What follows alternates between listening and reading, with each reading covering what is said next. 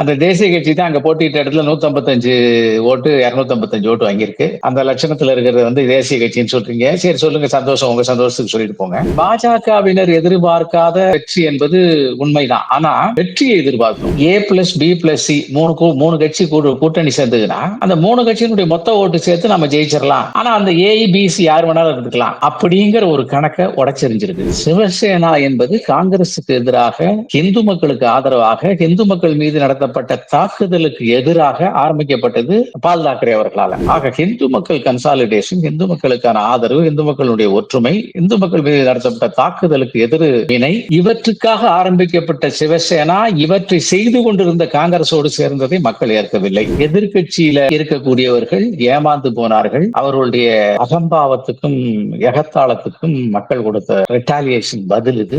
10 நாள்ல ஒரு ஊழலை கண்டுபிடிச்சு 12 நாள்ல அதுக்கு தண்டனை கொடுத்ததா இந்திய வரலாற்றுல கிடையாது.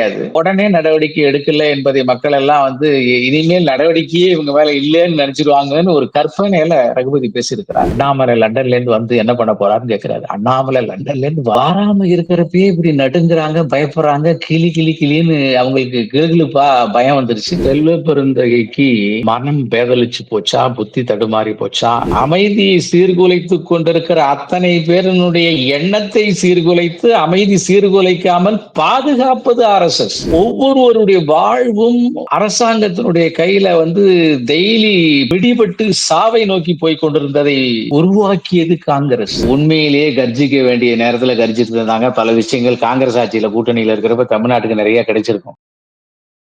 நாரதர் மீடியா உணர்வாளர்களுக்கு வணக்கங்கள். நான் உங்கள் விஜய் சின்னசாமி. இன்று நம்முடன் இணைந்திருக்கிறார் பாஜக மாநில பொருளாளர் திரு SR சேகர் அவர்கள். வணக்கம் ஜி. வணக்கம் விஜய். வணக்கம் நாரதர் நேயர்கள். மகாராஷ்டிராவில் பாஜகவுக்கு கிடைத்த வெற்றி என்பது பாஜகவினரை எதிர்பார்க்காத ஒரு வெற்றி. இது எதிர்கட்சியினர் விழிப்புடன் இருக்க வேண்டியதற்கான ஒரு எச்சரிக்கை மணிதான் இது அப்படின்னு சொல்லி தேசிய கட்சியாக இருக்கக்கூடிய விசிகாவின் தலைவர் திருமாவளவன் அவர்கள் பேசியிருக்கிறார். இந்த வெற்றி எப்படி கிடைச்சது பாஜகவுக்கு? நீங்க சொன்னீங்க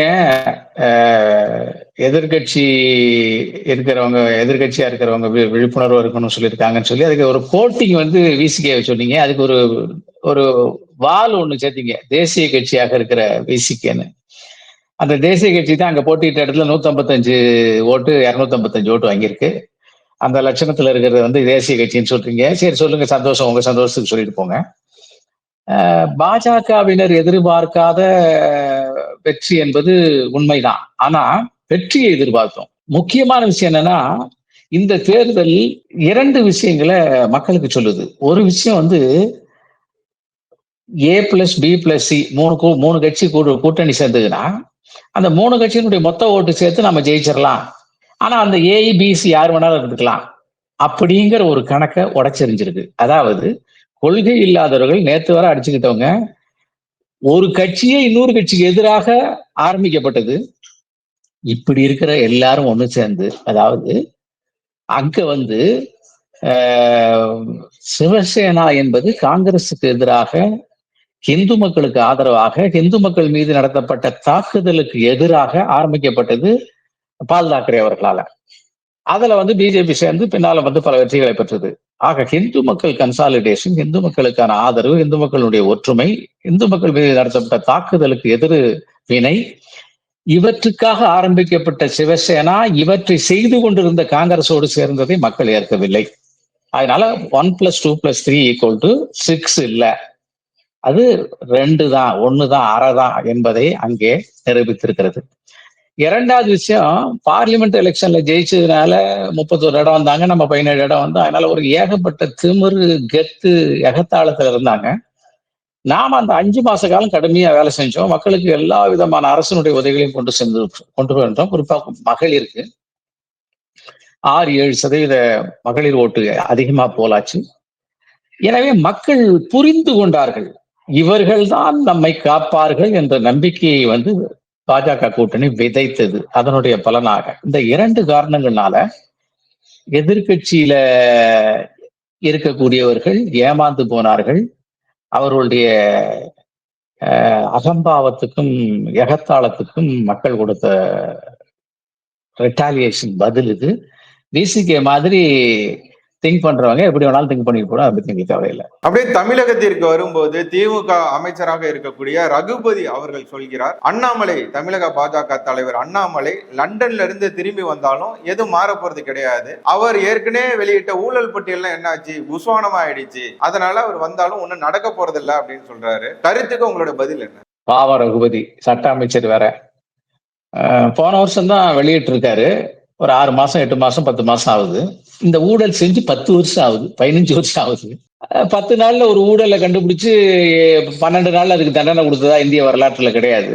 அதனால உடனே நடவடிக்கை எடுக்கல என்பதை மக்கள் எல்லாம் வந்து இனிமேல் நடவடிக்கையே இவங்க மேல இல்லைன்னு நினைச்சிருவாங்கன்னு ஒரு கற்பனையில ரகுபதி பேசியிருக்கிறார். அண்ணாமலை லண்டன்ல இருந்து வந்து என்ன பண்ண போறாருன்னு கேட்கிறாரு. அண்ணாமலை லண்டன்ல இருந்து வராம இருக்கிறப்ப இன்னும் 4 நாள் தான் 5 நாள் தான் இருக்கு. வராம இருக்கிறப்பயே இப்படி நடுங்குறாங்க, பயப்படுறாங்க, கிளி கிளி கிளின்னு அவங்களுக்கு கிளுகிளுப்பா பயம் வந்துருச்சு என்பதை அவருடைய இந்த பதட்டம் காண்பிக்கிறது. ரகுபதியினுடைய பதட்டம் புரிகிறது. அண்ணாமலை வைத்த அத்தனை குற்றச்சாட்டுகளும் வழக்காடு மன்றத்துல கோர்ட்டுல சொல்லப்பட்டு அவற்றுக்கு நடவடிக்கை எடுக்கப்பட்டு இவர்கள் எல்லாம் உள்ளே போகிறார்கள். என்ன ஒரு கஷ்டம், எல்லா மந்திரிக்கும் வயசாகி போச்சு. வயசான காலத்துல ஜெயில இருக்கணும்னு அவங்களுக்கு ஏதோ எழுதிருக்கு போல இருக்கு. அப்போ அவங்க போறப்ப பார்த்துப்போம், இப்ப எதுக்கு அதை பத்தி பேச்சு அப்படிங்கறதுனால அந்த பயத்துக்கு நான் பதில் சொல்ல விரும்பவில்லை. பயம் வந்து உண்மையாக போகிறது. தமிழக காங்கிரஸ் கமிட்டியின் தலைவராக இருக்கக்கூடிய செல்வ பெருந்தகை சொல்கிறார், பாஜகவும் RSSம் மாநிலங்கள்ல உள்ள அமைதியை சீர்குலைக்கிறது அப்படின்னு சொல்லி ஒரு குற்றச்சாட்டை வைத்திருக்கிறார். இதற்கு உங்களோட பதில் என்ன? செல்வ பெருந்தகைக்கு மனம் பேதலிச்சு போச்சா, புத்தி தடுமாறி போச்சா, ஒருவேளை அது இருந்தா. ஏன் சொல்றேன்னா, அமைதியை சீர்குலைப்பதா? அமைதியை சீர்குலைத்துக் கொண்டிருக்கிற அத்தனை பேரினுடைய எண்ணத்தை சீர்குலைத்து அமைதி சீர்குலைக்காமல் பாதுகாப்பது RSS. இந்த நாட்டினுடைய அடிநாளமான ஜனநாயகத்தை பாதுகாத்துக் கொண்டிருப்பது RSS. எமர்ஜென்சில நாங்கெல்லாம் 1975ல இந்த நாட்டினுடைய அத்தனை ஜனங்களினுடைய தனி மனிதனுடைய உரிமை பறிக்கப்பட்டது. ஜெயிலுக்கு போனாலும் எங்க வீட்டுல இருந்து கூட்டிட்டு போனாங்கன்னா எங்க கூட்டு போறாங்கன்னு தெரியாது, என்னைக்கு வருவான்னு தெரியாது, வந்தாதான் உண்டு. இப்படி ஒவ்வொருவருடைய வாழ்வும் அரசாங்கத்தினுடைய கையில டெய்லி பிடிபட்டு சாவை நோக்கி போய் கொண்டிருந்ததை உருவாக்கியது காங்கிரஸ். அந்த கட்சிக்காரர் பேசுறாரு அமைதியை சீர்குலைத்தவர்கள் இவர்கள். இவங்க இன்னும் இந்தியால நடமாடிக்கிட்டு இருக்காங்க பாருங்க. அதுதான் இந்திய ஜனநாயகத்தினுடைய மாண்பு. அதனால செல்வ பெருந்தகைக்கு சரித்திரமும் தெரியாது, சட்டமும் தெரியாது, சமூகமும் தெரியாது. அதனாலதான் அமைதியை சீர்குலைத்திருக்கிறோம் என்று சொல்லி RSS பார்த்து கை நீட்டி வைக்கிறார். அவருடைய கூட்டணியில இருக்காங்களே அந்த கம்யூனிஸ்ட் கட்சிகள், CPI, ML, நக்சலைட்டு, இன்னும் சின்ன சின்ன கட்சிகள் நிறைய பேர் வெறும் டெய்லி கட்ட பஞ்சாயத்து பண்ணி கட்சியை நடத்திக்கிட்டு இருக்கிறவங்க, அரசியல் நடத்திக்கிட்டு இருக்கிறாங்க. அவங்களெல்லாம் வச்சுக்கிட்டு இவர் அமைதியை பத்தி பேசுறாரு. அவருக்கு பதில் சொல்ல வேண்டிய அவசியம் இல்லை. அவருக்கு அமைதி என்றால் என்னவென்றே தெரியவில்லை என்பது மட்டும் நன்றாக தெரிகிறது. திமுக போது நடத்தக்கூடிய பல நிகழ்ச்சிகள்ல கனிமொழி அவர்கள் கலந்து கொள்வதில்லை, இதை நம்ம பார்க்க முடிகிறது. இப்போ மகளிர் அணி நடத்திய வினாடி வினா நிகழ்ச்சியில கலந்து கொண்ட தமிழக முதல்வர் ஸ்டாலின் அவர்கள் கனிமொழியை பார்த்து சொல்றாங்க, பாசத்தோட பேசும்போது இவர் கனிமொழி தமிழ்நாட்டோட உரிமைகளை நிலைநாட்டி நாடாளுமன்றத்தில் பேசும்போது இவங்க கர்ஜனை மொழியாக இருக்கிறார், கனிமொழி கர்ஜனை மொழியாக மாறுகிறார் நாடாளுமன்றத்தில் பேசும்போதுன்னு சொல்றாரு. இந்த கர்ஜனை மொழியை நீங்க பாத்திருக்கீங்களா ஜெய் நாடாளுமன்றத்துல? ஆமாமா, கர்ஜனை மொழியாக கனிமொழி நாடாளுமன்றத்தில் கர்ஜித்ததனுடைய காரணமாக எத்தனையோ தமிழ்நாட்டுக்கு ஆதரவான சட்டங்கள் நிறைவேற்றப்பட்டிருக்கிறது. எத்தனையோ விஷயங்கள் தமிழ்நாட்டுக்கு எதிராக போனதாக இவர்கள் சொன்ன போது அது தடுத்து நிறுத்தப்பட்டிருக்கிறது. இந்த கர்ஜனையின் காரணமாக அகில இந்தியாவிலேயும் தமிழகம் ஒரு பொலிவோடு இருக்கிறது. இப்படியெல்லாம் பிரச்சாரம் பண்ணிட்டு தெரியலாம், வேற என்ன பண்ண முடியும்? இவர்கள் உண்மையிலேயே கர்ஜிக்க வேண்டிய நேரத்துல கர்ஜிட்டு இருந்தாங்க. பல விஷயங்கள் காங்கிரஸ் ஆட்சியில கூட்டணியில இருக்கிறப்ப தமிழ்நாட்டுக்கு நிறைய கிடைச்சிருக்கும்.